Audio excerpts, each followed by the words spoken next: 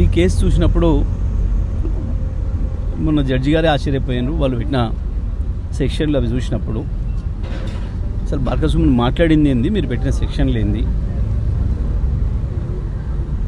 ఆయుధాలు పట్టుకున్నట్టు, ఎవరినో చంపడానికి ప్రయత్నించినట్టు, దేశద్రోహానికి పాల్పడ్డట్టు, మొత్తం దేశంలో ఎన్ని రకాల శిక్షణలు ఉండాలో అన్నీ తీసుకొచ్చి పెట్టినలో కోర్టే చూసి మొట్టకాయలు వేసి వాళ్ళకి సెక్షన్లను కూడా తీసేయమని చెప్పడం జరిగింది.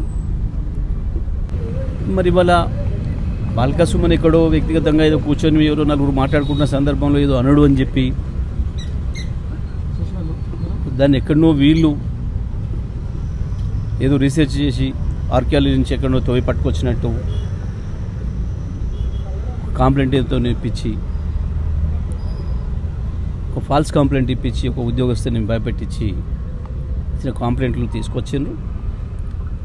సో మేము దీన్ని తీవ్రంగా ఖండిస్తున్నాం. మా పార్టీ ఎప్పుడు కూడా హింసను ప్రేరేపించదు. కేసీఆర్ గారు వాటిని ఎప్పుడు కూడా ఒప్పుకోరు. కానీ వాస్తవానికి మనకందరికీ కూడా తెలిసి ఇవాళ ఇప్పుడు మనం నిలబడ్డ ఈ సన్నివేశాన్ని కూడా ఏఐ ద్వారా సృష్టిస్తున్నారు. ఇటువంటి వాటిని కూడా మరి అది ఎట్లా వచ్చింది, ఏమొచ్చింది, ఎవడు సృష్టించిండు, ఇదంతా కూడా బీఆర్ఎస్ పార్టీని అణిచివేయడానికి, బీఆర్ఎస్ పార్టీ నాయకుల్ని భయపెట్టేయడానికి, భయభ్రాంతులు చేయడానికి ఈ ప్రభుత్వం చేస్తున్న దుర్మార్గమైన కుట్ర తప్ప ఇంకొకటి కాదు. ఒక దిక్కు ప్రజలకిచ్చిన హామీల్ని నెరవేర్చలేక, రోజువారీ ప్రభుత్వాన్ని నడపడం చేతగాక, కేవలం డబ్బు సంచులకు ఆస్తులు సంపాదించుకోవడానికి అలవాటు పడ్డ ముఖ్యమంత్రి, మంత్రులు ఈ రకంగా పోలీసుల్ని వాడుకొని ఒకవైపు సోషల్ మీడియాలో ప్రభుత్వాన్ని ప్రశ్నించిన వాళ్ళపైన కేసులు పెట్టడం, బీఆర్ఎస్ పార్టీ నాయకులపైన కేసులు పెట్టడం, జైలుకు పంపడం ద్వారా ఏదో భయపెట్టిస్తామని చెప్పి అనుకుంటున్నారు. ఇది వీళ్ళ మూర్ఖత్వం. మేము తప్పకుండా ప్రజాస్వామిక పద్ధతుల్లోనే వీటన్నిటిని కూడా ఎదుర్కొంటాం.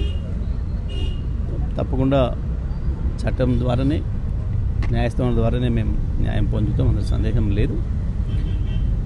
ఇవాళ రాష్ట్రంలో ఒకవైపు దుర్మార్గమైన హింస జరుగుతూ ఉంది, ఇంకొక వైపు స్వయంగా ఈ ముఖ్యమంత్రి ఆనాటి బీజేపీ అధ్యక్షుడితో సహా మేము బాంబులు పెట్టి సెక్రటేరియట్ని లేపేస్తాం, లేదా మేము తుపాకులు పట్టుకుని అడవులకు పోయి టీఆర్ఎస్ పార్టీ నాయకులను, బీఆర్ఎస్ పార్టీ నాయకులను కాల్చేస్తాం అనే మాటలు మాట్లాడింది. ఈ మధ్యకాలంలో కాంగ్రెస్కు సంబంధించిన అనేక మంది ఎమ్మెల్యేలు కూడా వాళ్ళని భయపెట్టేయడానికి, డబ్బులు వసూలు చేసుకోవడానికి ఫ్యాక్టరీలను బీల్ చేస్తాం, వీళ్ళని బీల్ చేస్తాం, వాళ్ళని బీల్ చేస్తాం అనే మాటలు కూడా మనం చూసినాం. మీరు మరి ఎక్కడ ఎవరి మీద కూడా ఎటువంటిది ఒక చిన్న కేసు కూడా పెట్టలేదు ఏడ. కానీ బాల్కసుమన్ ఎక్కడ ఏం బహిరంగంగా మాట్లాడలేదు, ఎక్కడ లేదు. అది ఎక్కడో కూర్చొని ఏదో మాట్లాడుతున్నట్టుగా సృష్టించారు. ఒకటి లేనిది సృష్టించి అక్రమ కేసును పెట్టి పంపించారు. కానీ ఇది కొత్త ఏం కాదు. ఈ చెంచల్గూడ జైలు అనేది తెలంగాణ ఉద్యమకారులందరికీ సాధారణమైంది. ఇది నాతో సహా చాలామంది బాల్కసుమన్ కూడా గతంలో 2, 3, 4 సార్లు వచ్చిన సందర్భాలు ఉన్నాయి. చాలా కాలం ఉద్యమ సందర్భంలో ఎందులో ఉన్నాం. ఈ జైలు కేసులు మాకేం కొత్త కాదు. కానీ ఈ ప్రభుత్వం యొక్క దమన నీతి ఏంది అనేది ప్రజలకు అర్థం చేయిస్తాం.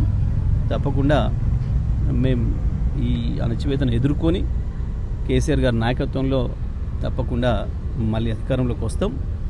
ఈ తప్పులు చేస్తున్న వాళ్ళు ఎవరైతే ఉన్నారో తప్పకుండా వీళ్ళపైన ఈ ప్రభుత్వం ఒత్తిడికి లొంగి చట్టానికి వ్యతిరేకంగా ప్రవర్తిస్తున్న అధికారులు ఎవరైతే ఉన్నారో తప్పకుండా వాళ్ళపైన కూడా చట్టపరమైన చర్యలు మాత్రం తప్పకుండా ఉంటాయి రేపు రాబోయే కాలంలో.